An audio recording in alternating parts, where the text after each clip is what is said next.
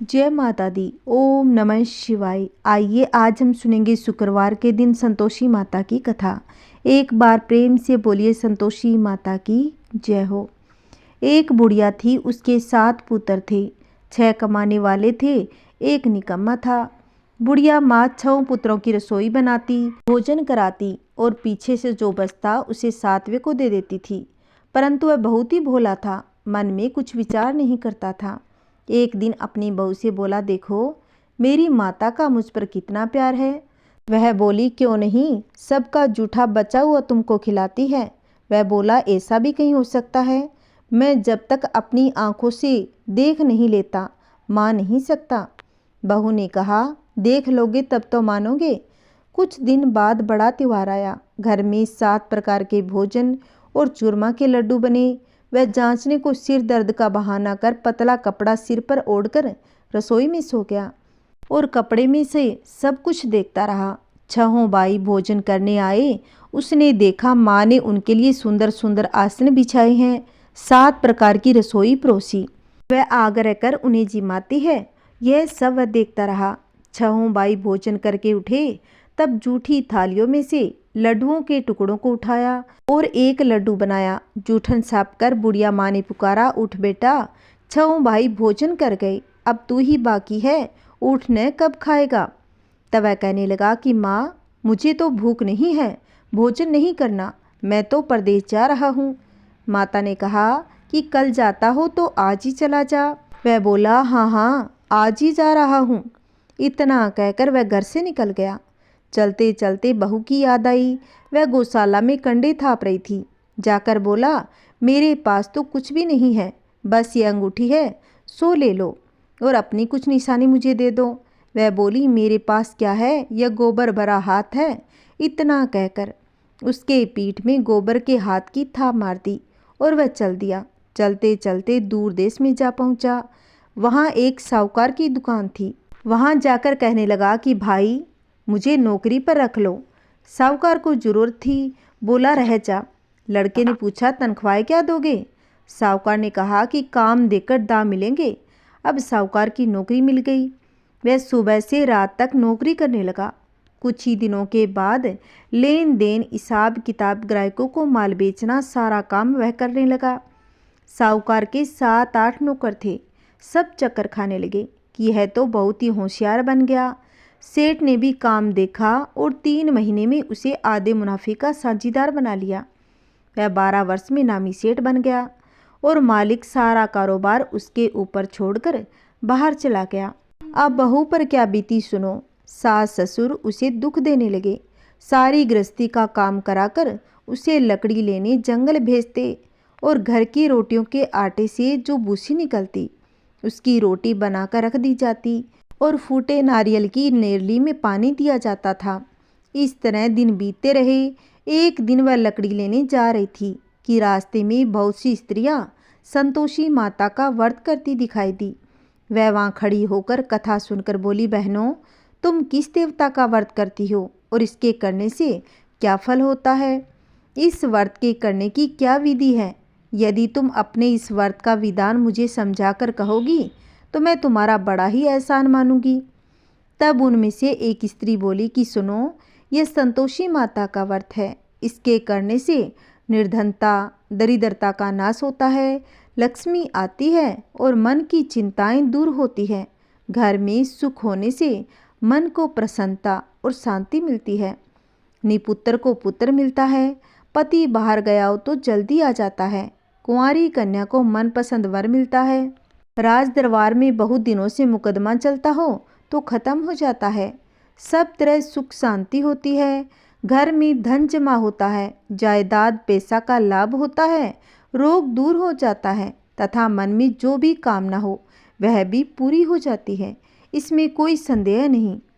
वह पूछने लगी, यह व्रत कैसे किया जाता है, यह भी तो बताओ, आपकी बड़ी कृपा होगी। स्त्री कहने लगी, 1.25 आने का गुड़ चना लेना, इच्छा हो तो 5.25 आने का लेना या 1.25 रुपये का सहूलियत के अनुसार लेना। बिना परेशानी, श्रद्धा और प्रेम से जितना बन सके लेना। 1.25 पैसे से 5.25 आना तथा इससे भी ज़्यादा शक्ति और भक्ति अनुसार लेना।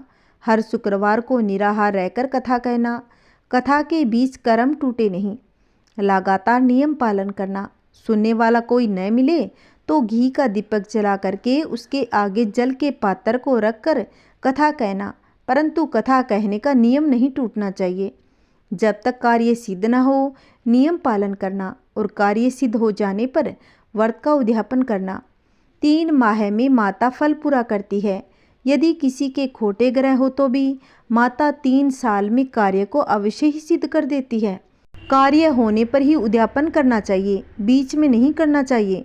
उद्यापन में 2.5 सेर आटे का खाजा तथा इसी अनुपात में खीर तथा चने का साग करना, 8 लड़कों को भोजन कराना, जहाँ तक मिले देवर जेठ भाई बंधु के लड़के लेना, ना मिले तो रिश्तेदारों और पड़ोसियों के लड़के बुलाना, उन्हें भोजन कराना, यथाशक्ति दक्षिणा देना, माता का नियम पूरा करना। उस दिन घर में कोई खटाई न खाए। यह सुनकर बहू चल दी। रास्ते में लकड़ी के बोझ को बेच दिया। उस पैसे से गुड़ चना लेकर माता के व्रत की तैयारी कर आगे चली। सामने मंदिर देख पूछने लगी कि यह मंदिर किसका है। तब सब बच्चे कहने लगे संतोषी माता का मंदिर है। यह सुन माता के मंदिर में जा माता के चरणों में लौटने लगी। दिन हो विनती करने लगी कि माँ, मैं तो निप्ट मूर्ख हूँ, नियम को नहीं जानती, मैं बहुत ही दुखी हूँ। हे माता जगत जननी, मेरा दुख दूर कर, मैं तेरी शरण में आई हूँ।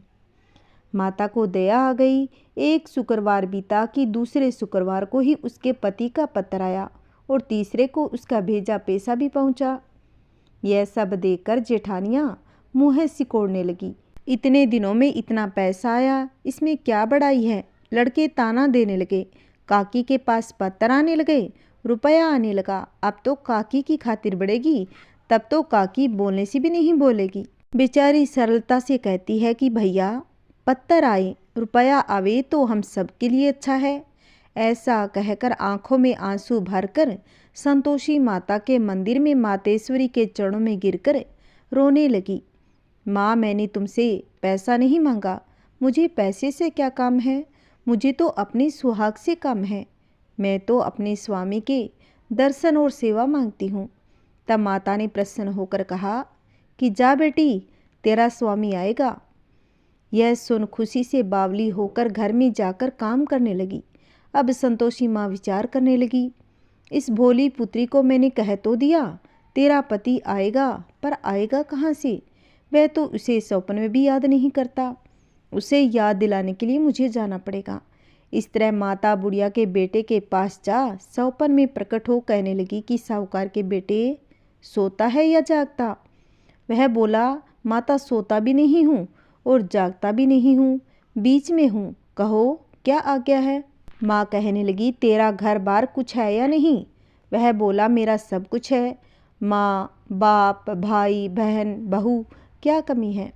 वह बोली, भोले पुत्र, तेरी स्त्री कष्ट उठा रही है, माँ बाप उसे कष्ट दे रहे हैं, दुख दे रहे हैं, वह तेरे लिए तरस रही है, तू उसकी सुधि ले।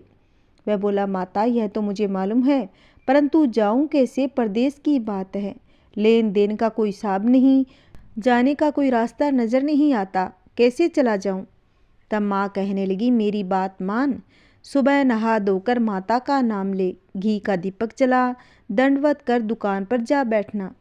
तब देखते देखते तेरा लेन देन सब चुक जाएगा, माल बिक जाएगा, शाम होते होते धन का ढेर लग जाएगा। तब सवेरे सुबह जल्दी उठ। उसने लोगों से अपने सपने की बात कही तो वे सब उसकी बात को अनसुनी करके खिल्ली उड़ाने लगे, कहीं सपने भी सच होते हैं। तब एक बूढ़ा बोला, भाई मेरी बात मान, इस तरह सच झूठ कहने के बदले देवता ने जैसा कहा है वैसा ही करना, तेरा इसमें क्या जाता है। अब बूढ़े की बात मानकर वह नहा धोकर संतोषी माता को दंडवत कर घी का दीपक जला दुकान पर जा बैठा। थोड़ी देर में क्या देखता है कि देने वाले रुपए लाए, लेने वाले हिसाब लेने लगे। कोठे में भरे सामानों के खरीदार नगद दाम में सौदा करने लगे। शाम तक धन का ढेर लग गया। माता का नाम ले घर ले जाने के वास्ते गहना कपड़ा खरीदने लगा और वहाँ से काम से निपट तुरंत घर को रवाना हुआ। वहाँ बहू बेचारी जंगल में लकड़ी लेने जाती, लौटते वक्त माताजी के मंदिर में विश्राम करती। वह तो उसका रोज रुकने का स्थान जो ठहरा।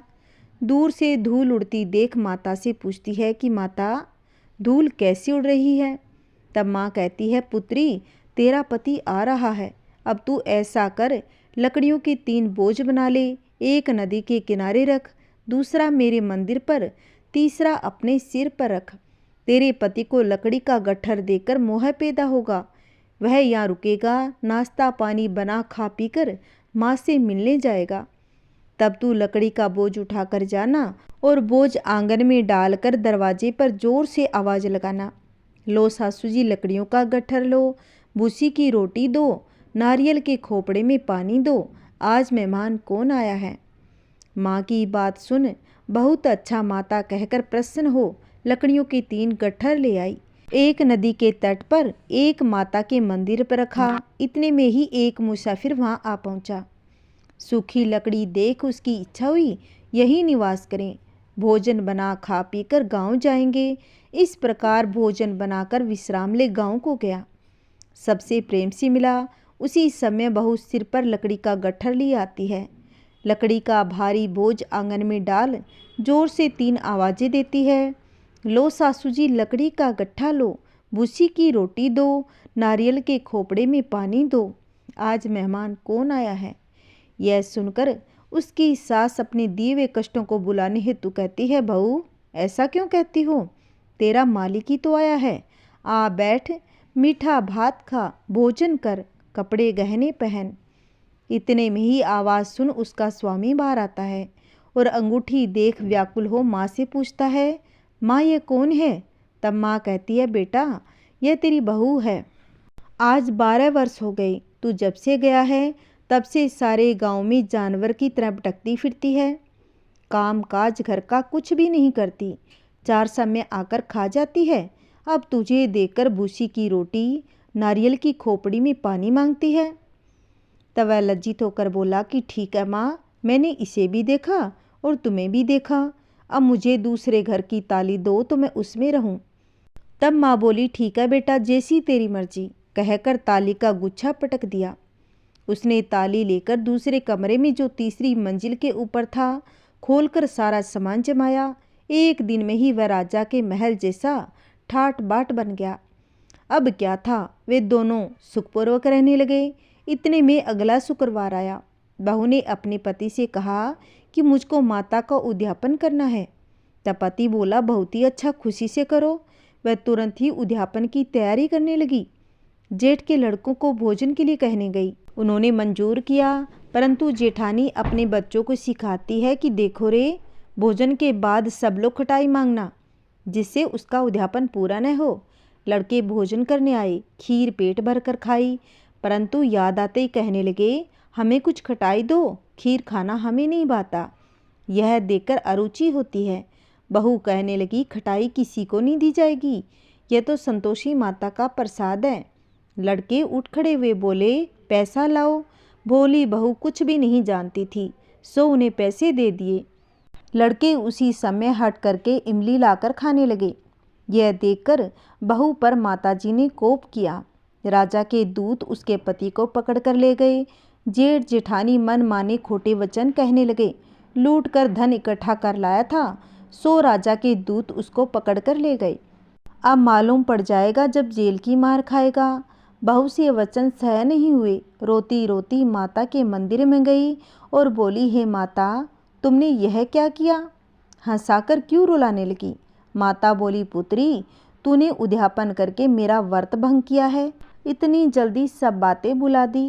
वह कहने लगी, माता, भूली तो नहीं, न कुछ अपराध किया, मुझे तो लड़के ने भूल में डाल दिया, मैंने भूल में उन्हें पैसे दे दिए, मुझे क्षमा करो माँ। माँ बोली, ऐसी भी कहीं भूल होती है? वह बोली, माँ मुझे माफ़ कर दो, मैं फिर से तुम्हारा उद्यापन करूँगी। माँ बोली, अब भूल मत जाना। वह बोली, अब भूल न होगी माँ, अब बताओ वे कैसे आएंगे? माँ बोली, तेरा मालिक तुझे रास्ते में आता मिलेगा। वह घर की ओर चली। राह में पति आता मिला। उसने पूछा, तुम कहाँ गए थे?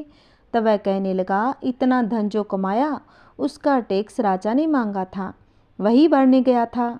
वह प्रसन्न हो बोली, भला हुआ, अब घर को चलो। कुछ दिन बाद फिर शुक्रवार आया। वह बोली, मुझे माता का उद्यापन करना है। पति ने कहा, करो। फिर जेठ के लड़कों को भोजन के लिए कहने गई। जेठानी ने एक दो बातें सुनाई, लड़कों को सिखा दिया कि पहले ही खटाई मांगने लगना। लड़के कहने लगे, हमें खीर नहीं भाता, जी बिगड़ता है, कुछ खटाई खाने को देना। वह बोली, खटाई खाने को नहीं मिलेगा, खाना हो तो खाओ।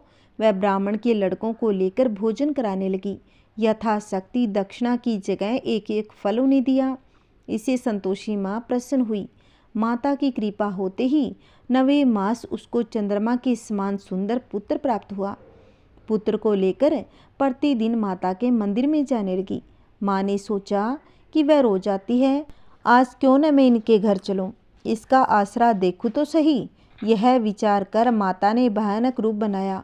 गुड़ और चने से सना मुख, ऊपर सूर्य के समान होठ, उस पर मक्खियां भिन भिन आ रही थी। दहलीज में पांव रखते ही सास चिल्लाई, देखो रे, कोई चुड़ैल चली आ रही है, लड़कों इसे भगाओ नहीं तो किसी को खा जाएगी। लड़के डरने लगे, चिल्लाकर खिड़की बंद करने लगे। बहू रोशनदान से सब देख रही थी। प्रसन्नता से पागल होकर चिल्लाने लगी, आज मेरी माता घर आई है, यह कहकर बच्चे को दूध पीने से हटाती है। इतने में सास का क्रोध फूट पड़ा। बोली, इसे देखकर कैसी उतावली हुई है, को पटक दिया। इतने में माँ के प्रपास से जहाँ देखो वहाँ लड़के ही लड़के नजर आने लगे। वह बोली, माँ जी, जिनका मैं व्रत करती हूँ, यह वही संतोषी माता है। इतना कहकर झट से सारी किवाड़ खोल देती है।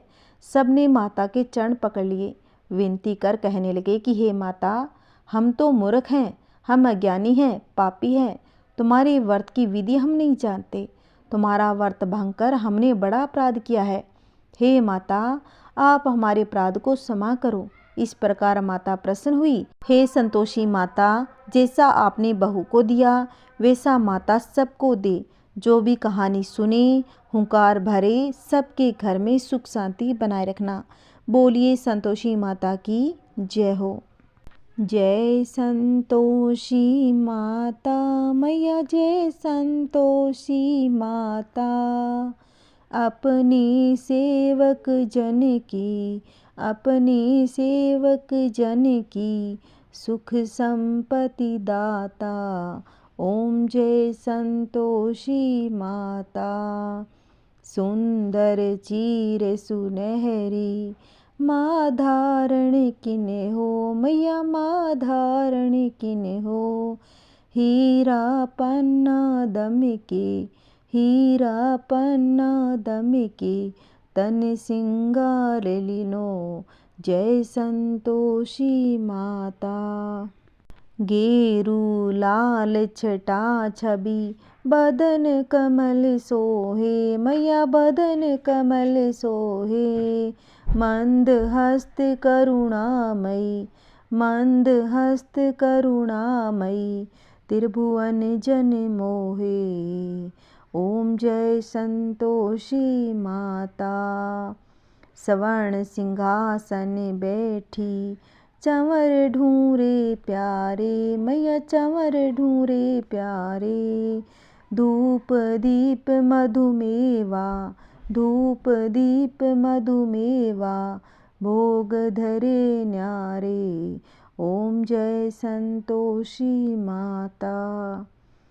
गुड़ यरु चना परम प्रिय, तामे संतोष कियो, मैया तामे संतोष कियो। संतोषी कहलाई, संतोषी कहलाई, भगतन वे भव दियो। जय संतोषी माता। शुक्रवार प्रिय मानत, आज दिवस सोही, मैया आज दिवस सोही। भक्त मंडली छाई, भक्त मंडली छाई, कथा सुनत मोही। जय संतोषी माता।